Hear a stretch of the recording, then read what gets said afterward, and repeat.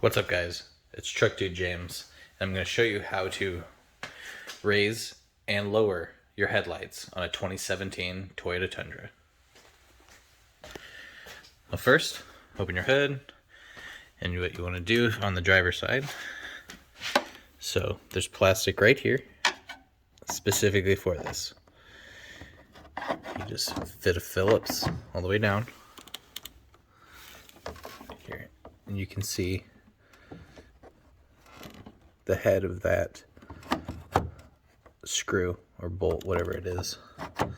But if you turn it counterclockwise, you'll lower it, and if you turn it clockwise, you'll raise it. It's going to take a bunch of rotations, but you keep doing this, you'll get your result. Now for the passenger side, just right over next to the washer fluid reservoir, same deal. Turning it counterclockwise to lower, turning it clockwise to raise. Thank you. Please subscribe.